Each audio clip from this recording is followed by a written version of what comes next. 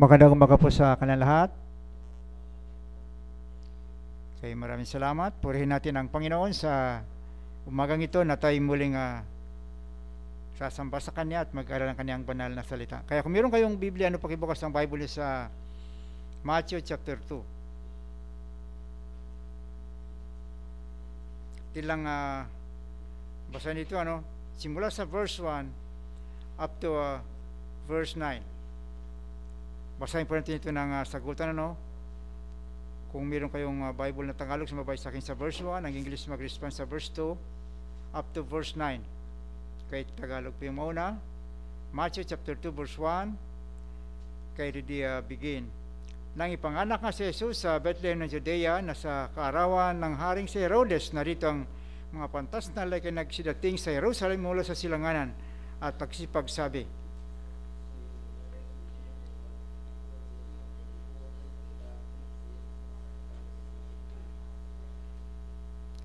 at narinig nila ito ng haring si Herodes na nagsanggunian siya, pati ng buong Jerusalem.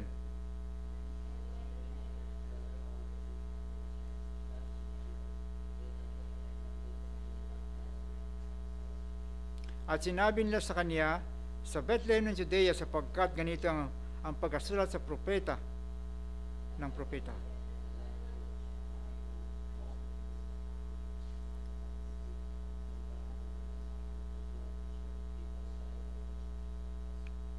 Nang makagay tinawag ni Herodes ng lihim ang mga pantas na lalaki sa kanya'y siniyasat ang buong ingat sa kanya ang buong kanilang isinilang na bituin.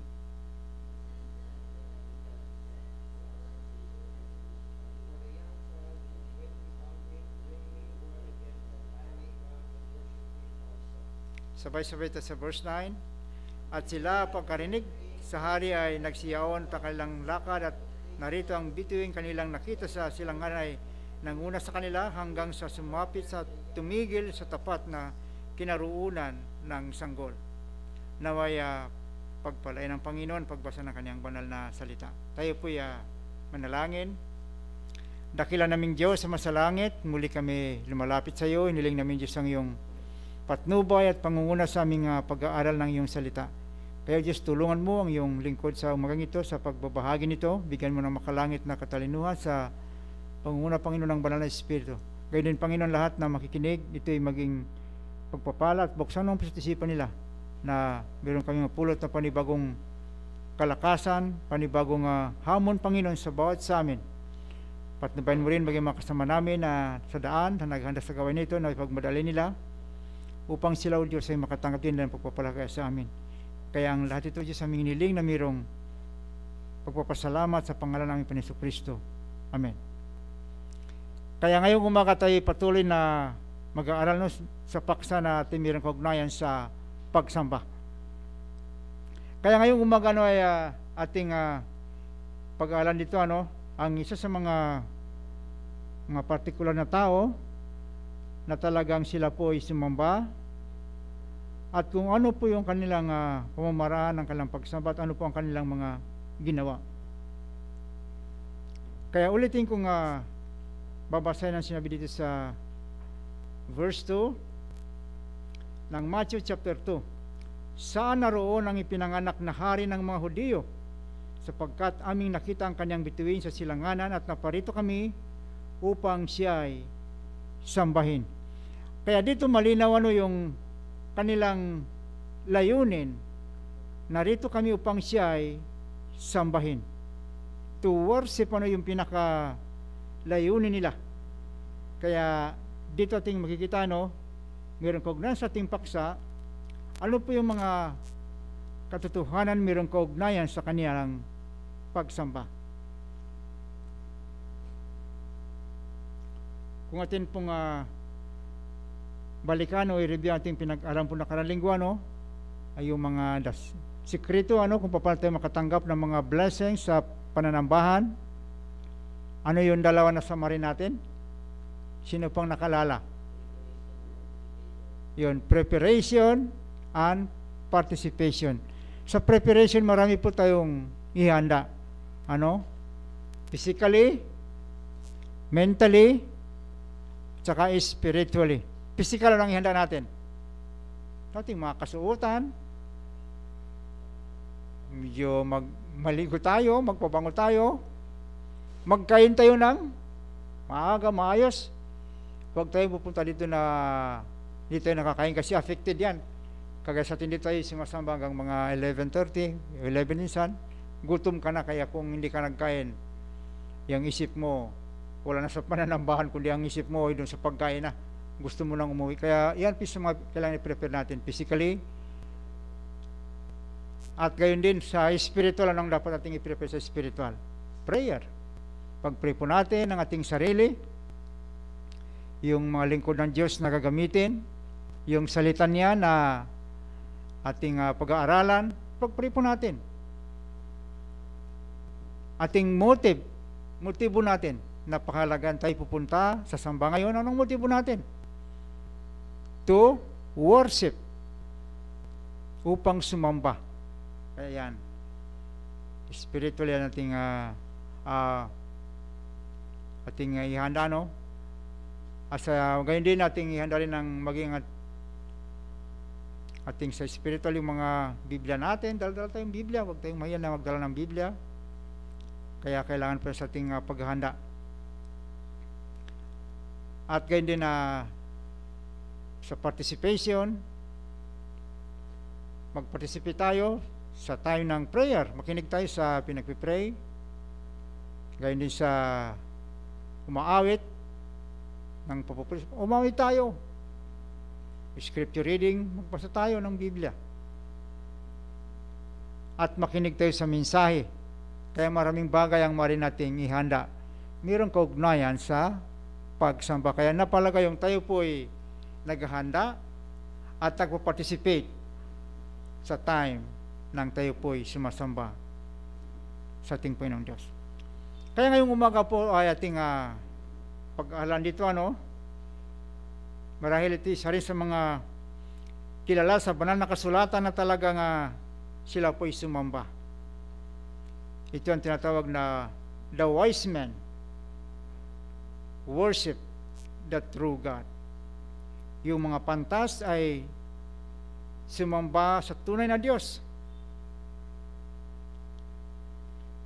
Ito po hindi 3 kings ito, walang binabanggit sa Biblia na 3 hari. Ito mga wise men ang binanggit sa Biblia. Ito ay yung basyan dito, na ito ay sila'y 3 dahil sa regalo na kanilang ibinigay. Kaya una po dito, ang layunin ng mga pantas na ito ay sumamba. Sinabi nga sa verse 2, saan naroon ang ipinanganak na hari ng mga Hudiyo, sapagkat aming nakita ang kaniyang bituin sa silanganan. At naparito kami upang siya ay sambahin.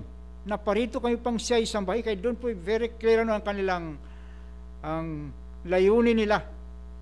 Kung bakit sila naparito, galing sa malayong lugar, upang sumamba. Kaya ang tanong dito, totoo ang layunin nila sumamba. Sino ang object na kanilang sasambahin? Kasi yun po yung napalaga. Kung inyong naalala ang unang part nating pinag-aral, meron sa worship, isa dun sa napalaga na binigyan natin ng diin, yung object of worship. Meron 2 lang yun, yung true God saka yung false God. Kaya dito po sa mga wise men ito, sino po yung kanilang sasambahin? Si Jesus. Jesus. Kaya dito sa verse 11, ng Matthew chapter 2, makikita natin dito, noong kanilang matagpuan, yung kanilang hinahanap upang sampayin, siya dito. At nagsipasok sila sa bahay at nakita nila ang sanggol na kasama ng kanilang inang si Maria. At nagpatira pa sila at nagsisamba. Kaya sino po yung sinasamba nila? Si Maria ba o si Jesus? Pili sa dalawa. Kasi sa ating time sa kasalukuyan, hindi po natin may pagkaila na maraming sumasamba kay Maria. Maria. Yun pa ang sinasamba nila. Yun po ang kanilang nilagay sa harapan nila. Mayroong Diyos-Diyosan silang ginagawa, revolto, no? Upang sambahin nila si Mary. Subalit ito, sinong sinamba ng mga wise men na ito? Si Maria ba o si Jesus? Si Jesus. Kaya dito ating mapapansin, ano, sila'y galing sa malayong lugar upang sambahin hindi si Maria, kundi si Jesus. Kaya kung atin pong titignan na ayon sa ating pag-alam, recognize sa pagsamba, sila'y mayroong tama. Mayroon silang tama na pagsamba. Dahil ang sasambay nila at ang sinasamba nila ay hindi si Mary, kundi si Jesus. Kaya dito ating makikita, no, the wise man worship the true God. Si Jesus po ay totoong Diyos, kaya tama po ang kanyang pagsamba. Subalit sa ating time sa ngayon, kung hindi pong makikita, no, marami pa rin naliligaw. Marami ang maling direksyon ng kanilang pagsamba. Marami po yung sa halip si Jesus sinasamba ay si Mary. Kaya yun po ang nakakalungkot sa ating bansa, sa ating bayan, sa mga kababayan natin na sumasamba sa maling object ng pagsamba. Alam niyo si Mary po isang pinagpalang ina, babae. Ito po ang sabihin ko, siya'y ginamit ng Diyos sa dakilang plano niyang upang ang tagapagligtas may silang sa mundo na ito. Pero hindi darating sa punto na si Mary po'y dapat sambahin. Siya'y di dapat sambahin. Dapat nating pasalamatan ng Panginoong Diyos na siya'y ginamit ng Diyos sa kanyang plano upang may silang yung tagapagligtas sa mundo na ito. Pero kung siya'y ginamit sa ganong kahalagang bagay, hindi darating sa punto na siya'y dapat sambahin. Kaya dito ating makikita yung mga wise men na ito, yung kanilang sinamba ay si Jesus.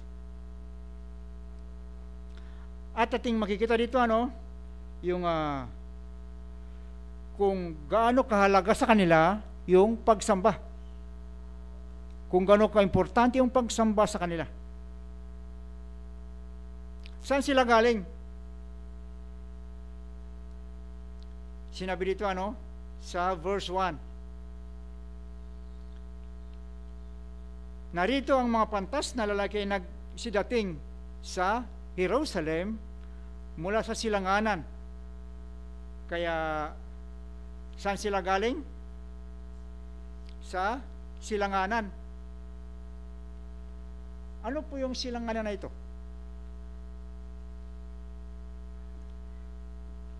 At kung atin pong titignan, ano, yung silanganan pong ito po isang lugar na kung sa napakalayong lugar na doon sila galing at dumating sila sa Jerusalem. Kaya dito ating mapapansin, ano, yung silanganan ito, ano, ay refer sa Babylon o parts ng Persia mula sa silanganan to Jerusalem. Hindi natin alam yung distance, ano, ng lugar na yun na kanang pinanggalingan papunta sa Jerusalem. Subalit makikita natin dito yung distance yan talagang hindi madaling bagay. Kaya doon po yung kanilang desire talaga na sumamba. Naggaling siya sa malayong lugar upang sumamba sa ating Panginoong Hesukristo. Kaya ating makikita yung kanilang puso, ano, talagang nakasentro kay Jesus. Dahil sila galing sa malayong lugar, sa silanganan, pupunta sa Jerusalem, na kung saan doon talating makikita yung sakripisyo. They are a man of sacrifice in order to worship Jesus. To worship Jesus. Dahil alam natin na sila'y galing sa silanganan, marami silang sinakripisyo. Alam natin na meron silang pamilya. Naglakbay sila ng malayong lakbayin. Sinakripisyo nila, maging yung kanilang panahon, alam naman natin ang lugar na yun ay talagang kung time ng gabihan po'y malamig. Kung time naman ng araw yan po'y mainit. Kaya doon po ating makikita na mayroong sakripisyo. The real worship, the real and true worship, mayroong sacrifice. Mayroong totoong sakripisyo. Dahil alam natin ang pagsamba, ito po hindi madaling bagay na kaya ating pinag-alaman po na ito pinaghahandaan. Marami minsan nating sa sakripisyo in order to worship our God, our Lord Jesus Christ. Yung distance, hindi nila analinta na yun, yung distance, yung distansya. Kung gano'n kala yung distansya, hindi nila analinta na sila ay makasamba lang kay Jesus. Hindi nila analinta na ng lamig o yung init na kanilang ma-encounter sa time sila po'y naglalakbay papunta sa lugar ni Jesus kung saan siya po'y sasambahin. Kaya dito ating makikita yung magandang halimbawa na ginawa ng mga wise men ito in order to worship Jesus. Alam niyo ako nakapunta sa mga munisipyo ng mga Christian churches, Alam mo, nakita mo doon yung pagkakaiba ng yung pinanggagalingan ng mga mananampalata, sila'y sumasamba. Malayo, kilometro doon. Minsan doon sa amin, malayo, abot kang 2 kilometro, bundok pang akyatin mo. Dito sa sa pinapastor ni Pastoro, yung pamangking ko, sinagkwento, nakapunta ko doon, pinito sa akin, yung ibang ng mga member dito, yung pinanggalingan almost mga 3 kilometers pa yung kanilang nilalakad. Makita mo yung sakripisyo rin ng mga members minsan, kasi 2 taon kung tagulan, bago dating minsan mga basa na. Kasi minsan alin sa kanila, hindi umuulan, pero sa layon, nilalakad nila, abutan sila ng ulan sa kalagitnaan. Putik pa. Kung ikaw maglakad ka na sa kanila, hindi sapatos ang suot mo. Talagang papa lang. Sila nakabihis na lang pag natingnan sa bay sambahan, doon sila nagbibihis kasi hindi ka naman makasapatos doon eh. Sapatos mo, kutsinilas mo, bit-bit mo. Kasi putik nga, tapos minsan maano yung mga damo, talagang mabasa ka na. Kasi meron 3 pamilya na doon sila, malayo. Kaya, kung ating isipin sa ating sitwasyon dito, tayo malaking advantage dito. Sa atin dito, ang lapit lang, di ba? Kalsada pa. Yung ating nilalakaran, malinis. Ay sa iba talagang yun, sakripisyo. Yung putik nga, basa yung pagdating minsan. At ang ginagawa ng mga member minsan dito, yung nakabaon na lang sila. Kasi kung mag-uwi pa sila kakain, talagang masyadong time ang consume nila.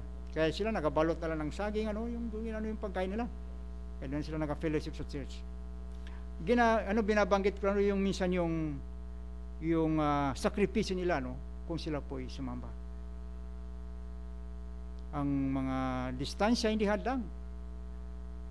At saka yung sabi niya pa sa akin ni Pastor Roy, itong napapansin ko ba sa mga sumasamba dito, kung saan pa yung malayo, yan pa minsan yung nauna.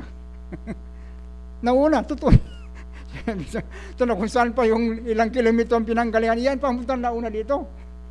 Minsan kung saan yung mga malalapit, yun pang nahuli. Yan sa kanyang personal observation. Kaya nakita ko na talagang kung bakit nila nagawa yun, talagang pinaghandaan nila. Gabi pa, gising sila upang sila ay sumamba. Kaya doon makikita mo yung puso nila, kung gaano ka sintro kay Jesus, na hindi hadlang yung layo, yung putik, o yung ulan o yung sila'y mabasa sa pagpunta nila sa bahay-sambahan. Siguro karamihan siguro dito sa atin nakaranas na rin sa mga bundok-bundok. Talaga iba yung daan doon. Kuntang ulan, durong kalugmok. Kung mahina yan siya, dinadaan ng kalabaw, tao, mga kangga na yan, kaya yung daanan na yan masyadong maputik. May imagine nyo. Pero hindi lang yun. Ay sa atin minsan dito, ay wala tayong pamasahe, ay hindi na tayong magsimba. Diyan lang tayo, minsan hindi na tayo magsimba kasi walang pamasahe. Kaya ating tanggalin po yung ganong klaseng attitude na wala tayong pamasahe dahil, pero makakalakad, kaya naman nating lakarin yan eh. Kayang lakarin eh. Pero minsan yung puso yun ang puso, talagang importante. Kung ang puso natin kay Jesus, hindi maging hadlang yun. Maging wala pamasahe, maglakad tayo. Mabuti maka-exercise kayo. Ilang metro lang yan. Ialin po natin sa 2 kilometro, 3 kilometro na lakarin. Maputik pa. Ito sa atin maganda pa, no? Kalsada, walang hamog. Simento ang lalakarin natin. Kaya dito kung ating titignan, kung ating balikan po ang ating yung mga wise men na ito, talagang sila po ay a man of sacrifice. Dahil doon po sila naglakbay sila simula sa silangan hanggang Jerusalem at marami pang kanilang isinakripisyo at hindi hadang mga bagay na yun sa kanilang pagsamba sa ating Panginoong Jesucristo. At mapapansin po natin dito yung mga wise men ito hindi sila madaling ma-discourage ba? Madiskurahe. Dahil meron silang determination na love nila si Jesus, hindi sila madaling na-discourage in spite of distance. Kasi minsan ang isa sa mga dali tayong ma-discourage magsamba minsan, layo naman yun, ang layo, marayo, dito na lang ako sa bahay. Yan minsan ang mga isipan ng madaling ma-discourage.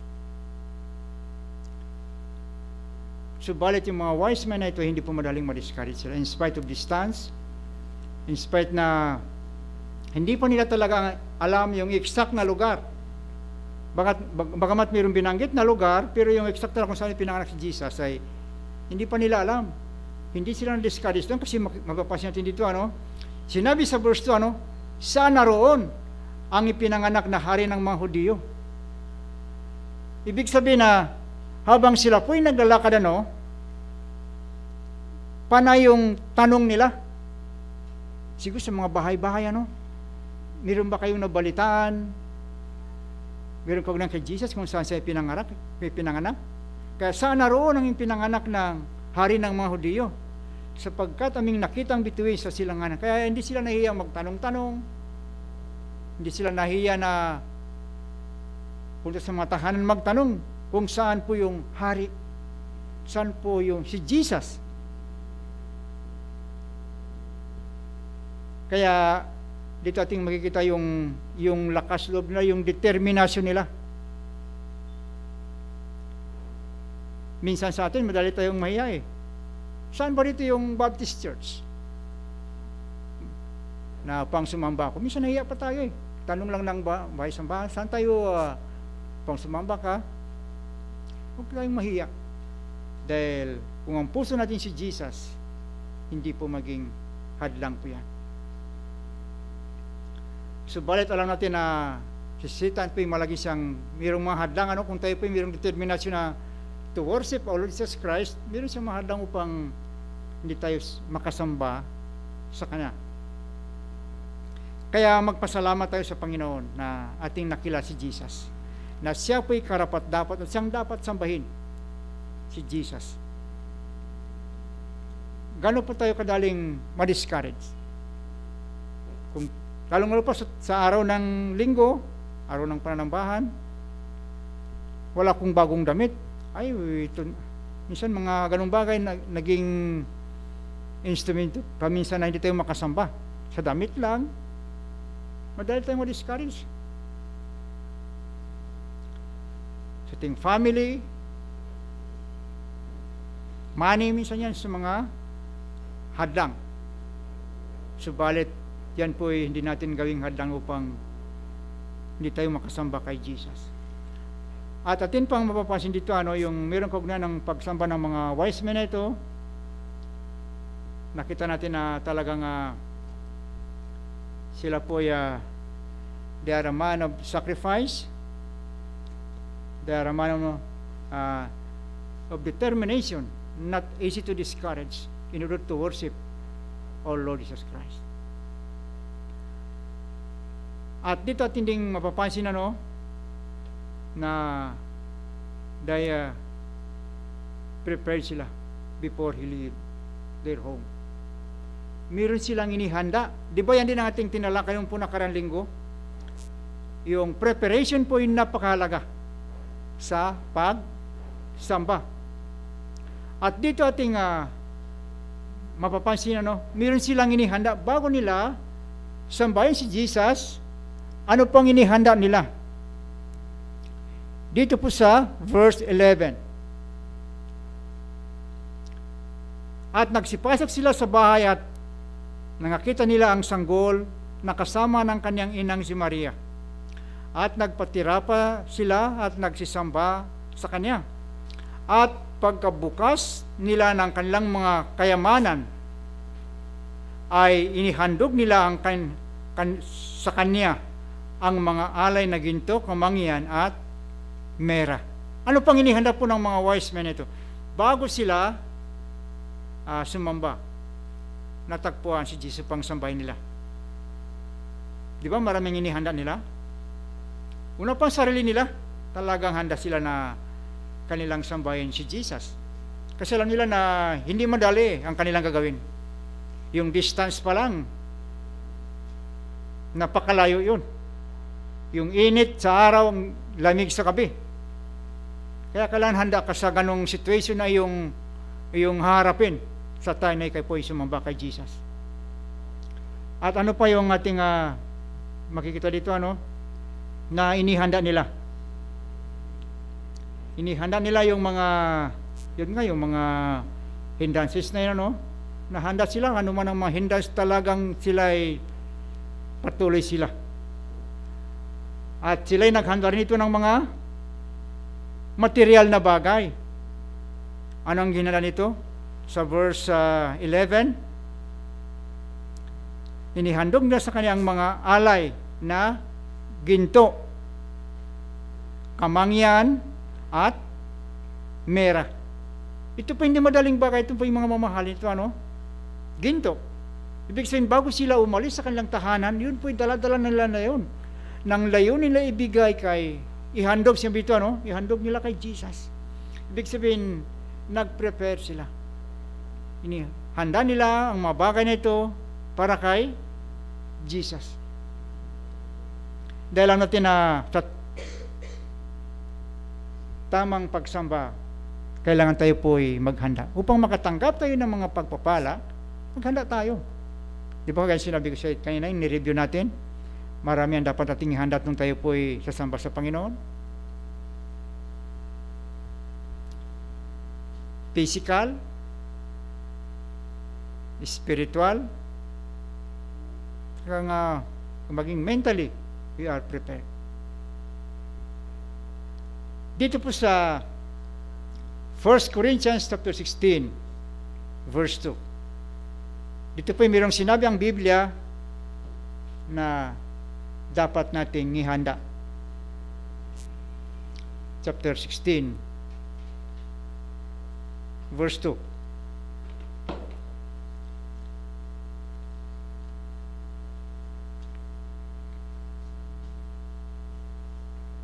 Simulan po natin sa verse 1. 1 Corinthians chapter 16, verses 1 and 2. Ngayon tungkol sa ambagan sa mga banal, ay gawin din naman ninyong guys na iniutos ko sa mga iglesia sa Galatia. Tuwing unang araw ng Sanlinggo, ang bawat isa sa inyo ay magbukod o magsimpan ayon sa kanyang iginiginhawa upang huwag nang gumawa ng mga ambagan sa pagparian ko. Ano dito sa ang sabi dito? Mag-prepare tayo na ating ibibigay ka sa tuwing unang araw ng Sanlinggo. Ito ay Sunday, first day of the week, ano? Sunday. Sa tayo ng pananambahan ay mag-prepare tayo ng magbukod o magsimpan. Ibig sabihin, naghanda tayo ng ating pagbigay sa Panginoon. Kaya tayo mayroong time tayo po mayroong offering. Di ba? Every Sunday yan, tayo nagkukulik na ating offering. Yan po inihanda yan eh. Yung kahit offering natin na ating ibibigay sa gawain ng Panginoon. Kahit ito sinasabi dito. Sa tuwing araw ng Sanlinggo, ang bawat isa sa iyo magbukod at magsimpan. Ibig sabihin, prepare ng ating ibibigay sa gawain ng Panginoon. Kaya yan po isang bagay na napahalaga na part ng ating pagsamba, yung pagbibigay. Pagbibigay ng mga, yan nga, tithes and offering, pagbibigay, at hindi lang material na bagay na dapat nating ibigay, tayo po sumasamba. Ano? Yung mga gifts natin, yung mga spiritual gifts natin. Alam ko na bawat mananampalataya yun sa Ephesians 4:7, mayroong spiritual gifts. Mayroon tayong mga kaloob, at yan po isa rin sa ating ibibigay. Kaloob kay Jesus sa time tayo po sumasamba. Anong mga spiritual gifts na mayroon ang mga mananampalataya na binigay sa iglesia? Di ba, mayroon dyan na manggaling yung boses mo, mawit ka para sa Panginoon. Manggaling kang magturo, may gifts ka. Kaya yan po isa sa mga bagay na dapat nating ihanda sa time tayo po sumamba sa ating Panginoong Diyos. Kaya dito ating makikita yung mga wise men pong ito, kahit hindi pa nila natagpuan si Jesus, sila ay naghanda na ng kanilang pangbigay, ginto, kamangyan, at yung panahon ihanda nila, ang sarili nila inihanda nila sa pagsamba kay Jesus. At ano pating makikita dito sa kanilang pagsamba? They obey God. Sila'y sumunod sa Diyos.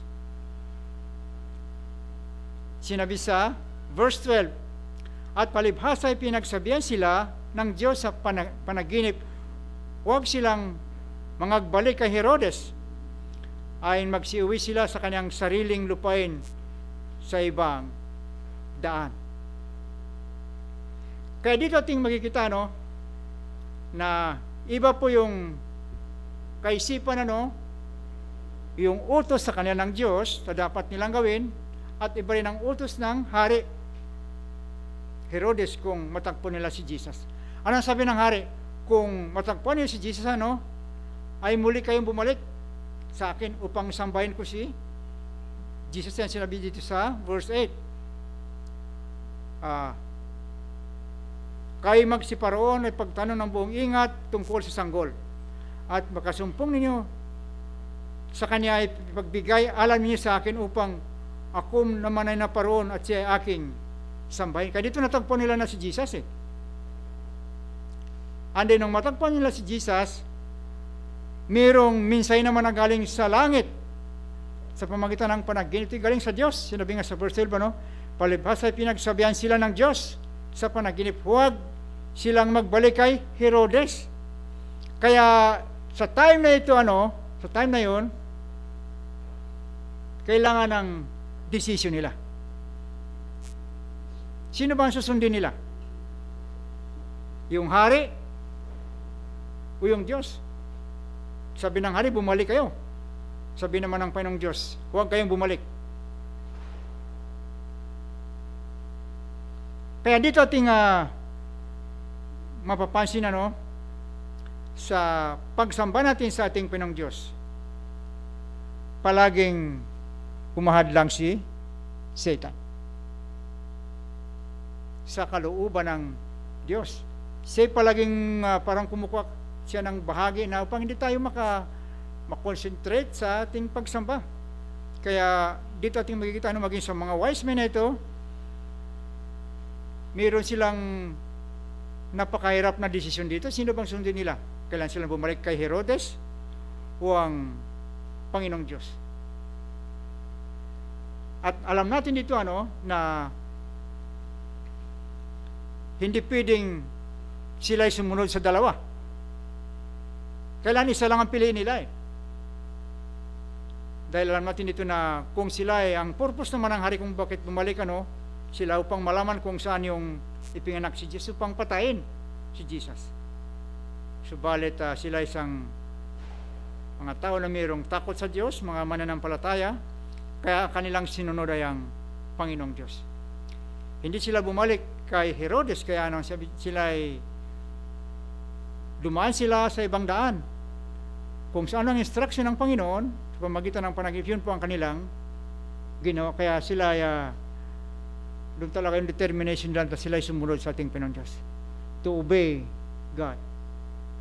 They are a man of obedience. Yung mga wise men na ito.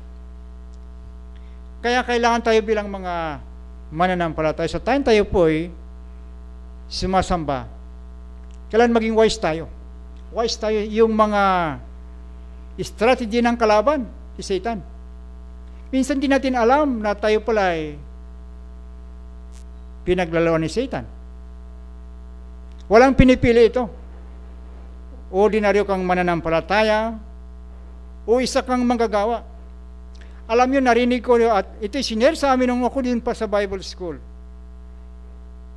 Ito ay tunay nilang experience anong mag-asawa.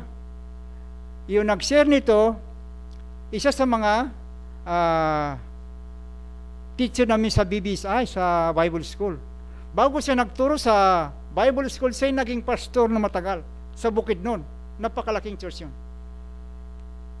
At anong sinare nila sa amin? Yung misis niya. Noong unang din nila nahalata yun eh. Sa tuwing Merkules, silang mag-asawa, nag-aaway sila.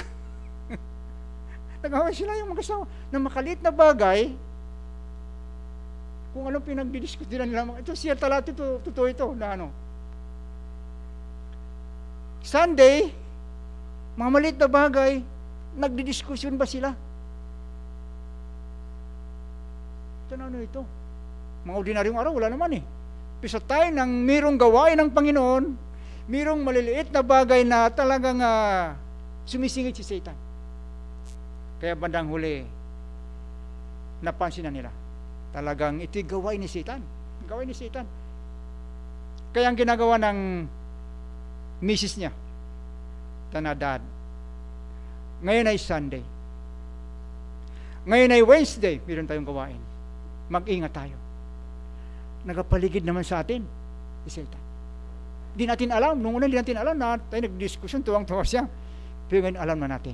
Sa tuwing mayroong gawain, mayroong mabakay tayong nagtatalo tayo na di naman karapat, kung isipin, di naman dapat pagtalunan yun eh.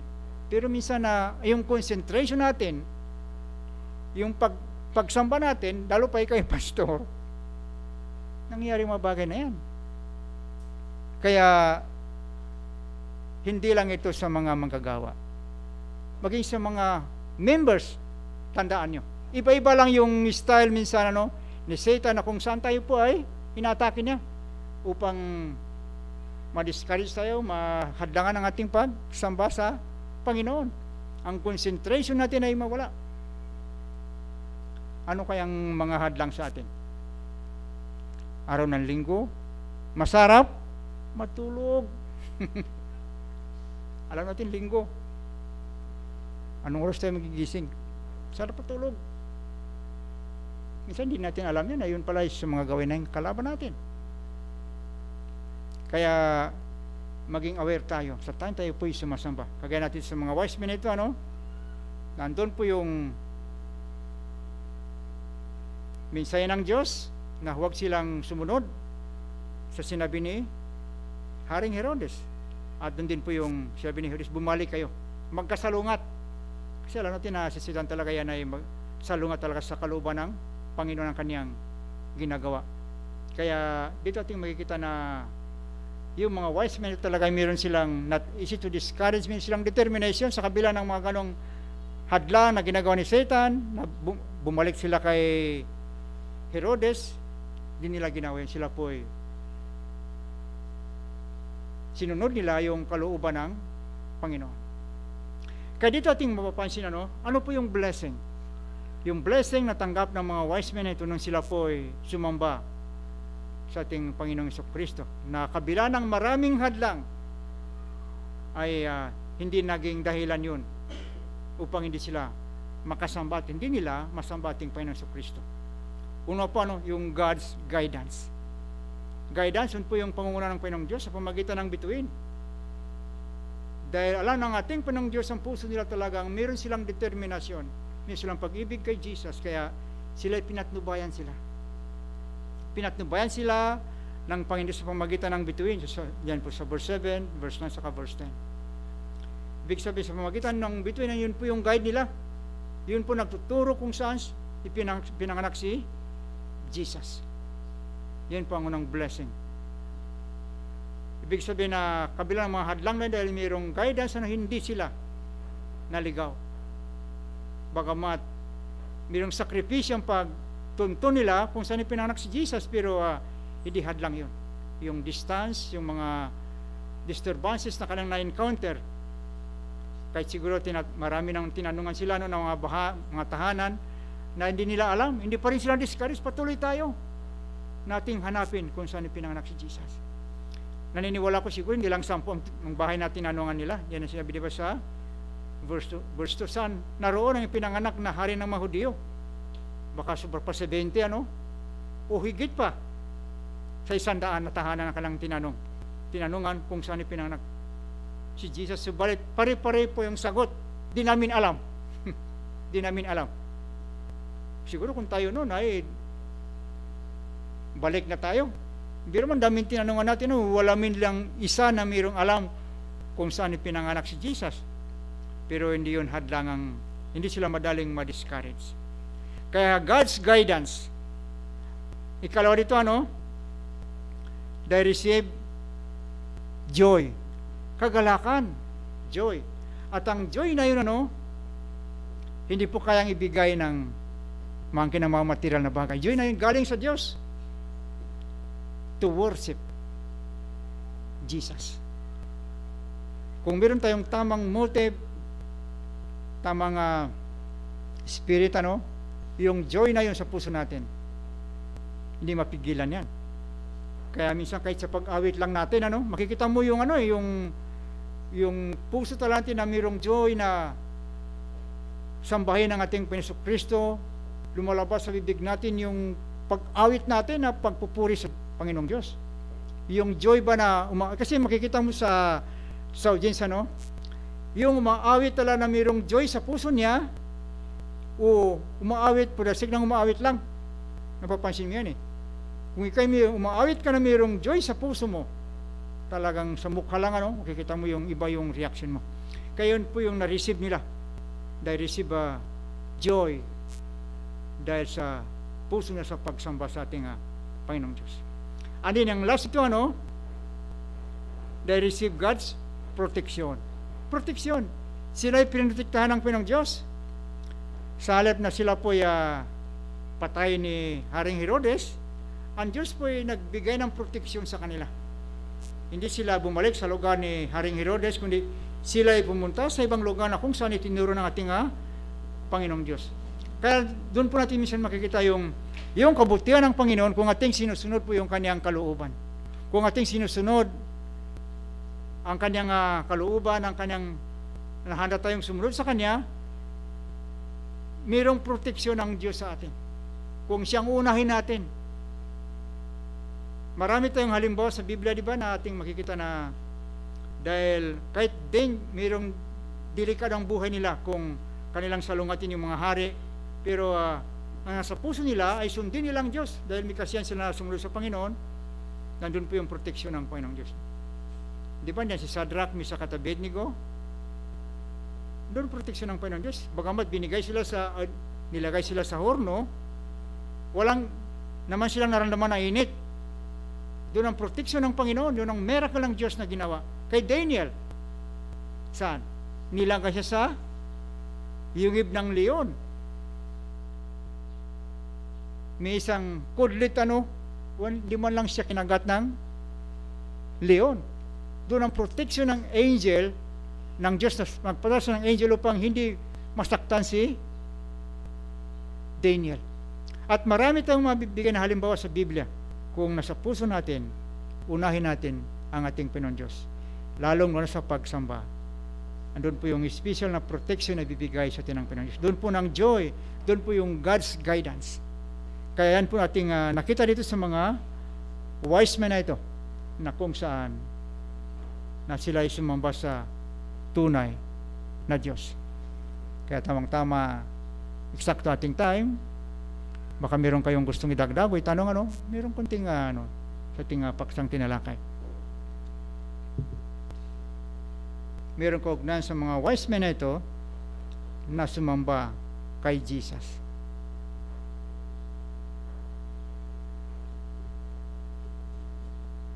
Kaya dyan natin nakita yung blessing na ang Panginoon palagi mayroong blessing kung tayo'y tapat sa Kanya. Ating unahin siya.